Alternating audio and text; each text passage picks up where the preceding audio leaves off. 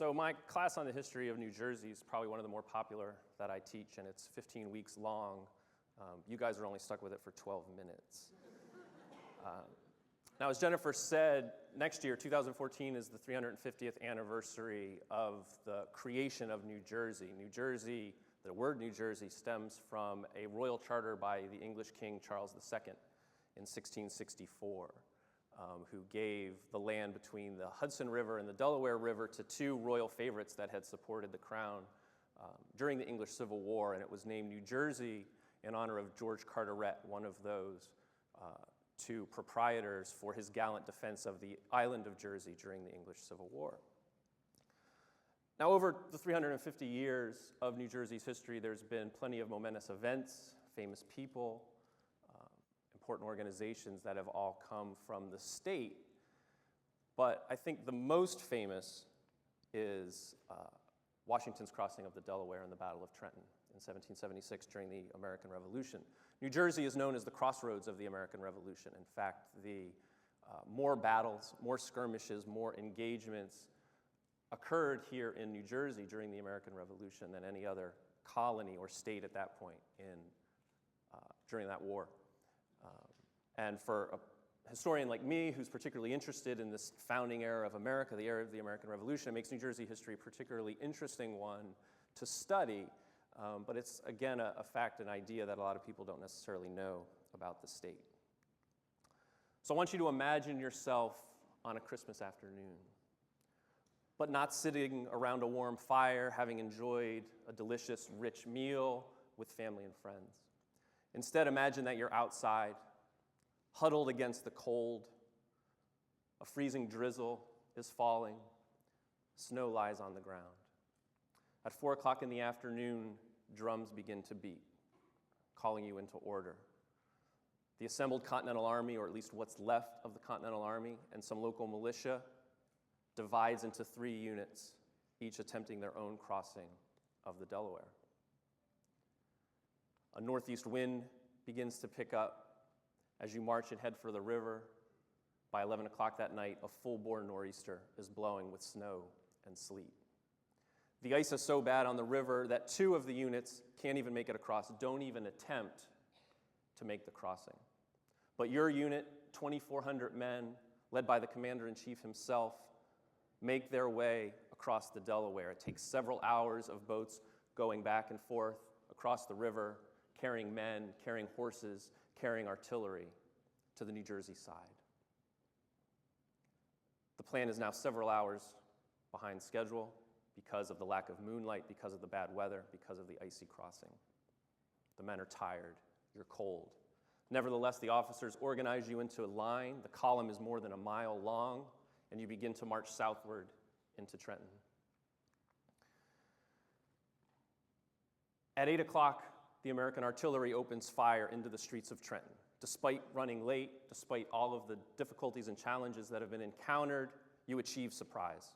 The Hessians, some of them still in their pajamas or still in their underwear, but not hungover. Many of you probably learned that the Hessians were still drunk or hungover from Christmas revelry. That's not true. And the Hessians give a good account of themselves. They're scrambling for their weapons, trying to organize themselves into the streets of Trenton despite being outnumbered. And in the end, of course, it's a tremendous victory for the Continental Army, right? Over 1,000 Hessians are captured. American casualties are only 3 that are killed, although several more will die in the next upcoming days after the exposure, hypothermia, and the bad weather that they've experienced. This battle is, of course, a tremendous victory for the American cause, for the cause of American independence. It cannot be said that American independence was achieved at the Battle of Trenton, but American independence could certainly have been lost there in the winter of 1776. Washington actually crosses the Delaware again a week later, fighting the battles of Second Trenton and then Princeton before retreating into his winter quarters in Morristown for the winter of 1776-1777. And it's in that winter of 1776-1777 that the Continental Army really is forged. New enlistments, many of them buoyed by the victories at Trenton and at Princeton, have decided to enlist and enlist for 3 years. They embark in some serious training during that winter. They're able to carry out guerrilla warfare against British troops and Hessian mercenaries across the state. and they have the training that will enable them to become the backbone of this army. So this is really the seminal moment in the state's history, and really the seminal moment in, I think, in a seminal moment in American history. But it's important also to remember that during the American Revolution, New Jersey was a divided state. The last royal governor, William Franklin, the son of the patriot Benjamin Franklin, maintained his loyalties to Great Britain and actually returned to Great Britain after the Revolution. And most people just wanted to be left alone. We're just hoping that the ravages of war would not affect them, would not affect their families. They wanted to be neutral, right? So divisions, even divisions on these kind of most basic issues, these most kind of fundamental causes, are nothing new to the state of New Jersey. Now, as I mentioned at the outset, 2014, next year, New Jersey will celebrate its 350th anniversary. I'm fortunate enough to be on a committee led by the New Jersey Historical Commission that's planning a number of events, a number of very exciting activities for the 350th. The Historical Commission came up with 3 themes that we think best embody New Jersey's history and occasionally also identify some of the darker parts of our history, that things that we perhaps wish we didn't want to talk about. These are innovation, diversity, and liberty. Now, all 3 of these are embodied in Washington's crossing of the Delaware, right? This is an army fighting for liberty, fighting for independence. This is a diverse army. It's comprised of men and women from all 13 colonies. It's comprised of men of color under arms. Women are serving in important support capacities before the battle, during the battle, and after the battle. And Washington's tactics are extremely innovative. One that I'll call your attention to is his use of artillery. He embedded the artillery within his troops, and he did this as a way to reduce casualties among them. And this, in many ways, is still a hallmark of American military power and the way Americans use force, right? We bomb from the air, we use cruise missiles, we use drones. We don't put our troops at risk. We try and use this long-range firepower to reduce the dangers to our own troops. That's something that Washington innovated during the American Revolution, the War for Independence, and it's a hallmark of American military power still today.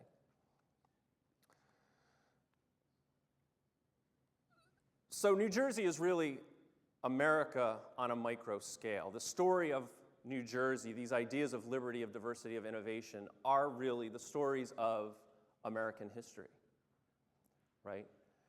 Economic innovations led by people like Thomas Edison, technological innovations, people like Albert Einstein, Bell Labs, right? The story of diversity, welcoming of immigrants and sometimes not so welcoming of immigrants, right? Originally from Africa, immigrants from Europe, and now more recently from Asia and from Latin America. And again, the ideas of liberty, New Jersey being the first state, for example, to ratify the Bill of Rights, leading this cause for American independence. New Jersey has also had to deal with some of the ravages of history, some of the darker periods of American history. New Jersey is the last northern state to pass a law gradually abolishing slavery. It's not until 1804, right? So 20 years after the start of this war for independence, 30 years after the start of this war for independence. And then it's only a gradual abolition of slavery. New Jersey is front and center in the fight for women's suffrage led by New Jersey and Alice Paul. Right? New Jersey has had to deal with urban unrest and violence in Newark and other areas in the 1960s. We've had to contend with the challenges of deindustrialization in cities like Camden, in Newark, and other places, places that are still trying to recover and find a new birth, a new life source in this 21st century economy. And lastly, of course, we have Superstorm Sandy and all of the ravages that has left. Now, what's important to know about history is that history is not facts. We have Google for that, right? We all have Google at our fingertips. We don't need to know facts. Many of you that probably said, oh my God, I have to sit through a history lecture even if it's only 12 minutes. I hated history. Probably think of that because it was rote memorization, because you were memorizing names and dates and places. That's not what history is. History is the ability to make an interpretation. History is the ability to make an argument and to sell that argument, right? And knowledge of the founding era of American history is particularly important because so many political commentators want to go back to that era. The Tea Party movement, what's the Tea Party movement named after, right? It's named after this period of American history and a contest for trying to capture what they think American history embodies. We can argue over that interpretation. We can argue over those ideals. But ultimately what they're talking about is an interpretation of American history, an interpretation looking for a mythic past, looking for a past that they believe America should aspire to. And many other people are looking in a different direction, trying to find their own sense, their own place in American history to make their own claim for citizenship, to make their own claim for what that history should be. And so for me, it's important to recognize, and I would encourage you all to recognize, the important role that history plays in our understanding our sense of self and understanding our nation, our state, and our own identity. And to appreciate that the state has often been divided, that there have often been contests over what New Jersey should be, what America should be. And those are best informed by a strong sense and a strong understanding of this history. Now, Washington and his men on Christmas night in 1776 were not thinking about these divisions. They were not thinking about the contests ahead. They were thinking about doing their duty, doing their service, and perhaps most of all, not letting down their fellow comrades on that crossing, on that march in the snow, and in combat in Trenton and in the other battles of the war.